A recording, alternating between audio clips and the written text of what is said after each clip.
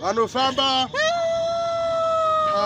pakasviba paya kana kuti nzvimbo dzino matsotsi haikona kumaninza kufamba mushauro ndinomuchena atiti kana vanofamba pakasviba kana kuti kune nzvimbo dzine matsotsi haikona kumanikidzira mushauro ndewenyu.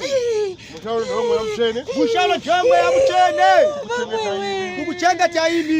Yazwana here. Yaona kuti vanhu vane mashawe. Yaona kuti vanhu vane mashawe. Yavena basa. Yavena zarira basa. Yaona kuti Jehovha anonitonga. Yaona kuti Jehovha anonitonga. Yavena da hapa Spanyora. Yavena da hapa Spanyora. Zvino tayatisika mucheka uyu. Tayatisika mucheka uyu. That's straight. Nasa chaita. Mucheka uyu uchatsika kubana 6.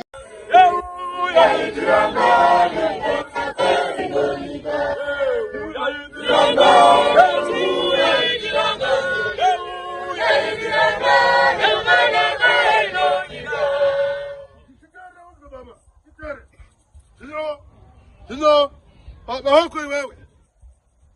Laito chisa kale kwa nini baba? Aishi ndio uramu. Musa uye pano mnatora wakazi wao.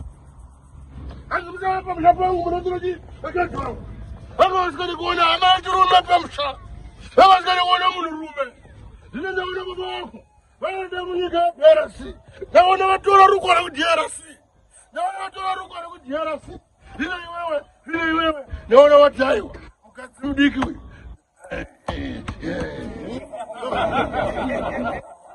Dobo wadaro. Dobo mkamana.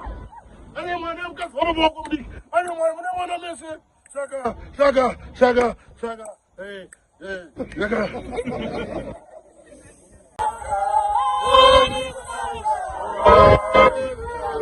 Sino? What you got? I know something. Passion station. I know that's no by papa. Yes. How could you? Where are you? Where must I be? Tenda ishe walikuta uraizi so ndufunga wanakana wafuna chitaro cha kumana kuri mutka sana sikochika Rubara babo baba wangu wewe matraki tenda ishe waje waje bakusambia tenda ishe waje wakati wata tenda ishe kaka ni wewe baba kuja sema mimi ndio hizi kaumu andakatu kwara ishe muna maronda kusangazana nekuba kwacho kuna maronda tenda ishe Abraham tenda ishe tubatsire yemi yoti sejuari uyayitirangane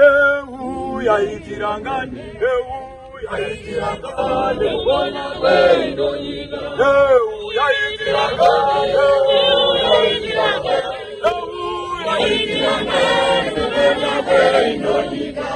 Mumushama ziwa Naona mbamu nini Watora moto gari Nikaona wafamba pamugwagwa Asa wana kufika Naona watu ya mkujarilo Wachina nika chitungisa Naona watu sika kuchitungisa Wachita moto kare kutonza Saka Woto Saka mbako Owe wafunza Mutioro kwa Niyo ndamu tuitieri Ndamu tuiteria Loporo vijana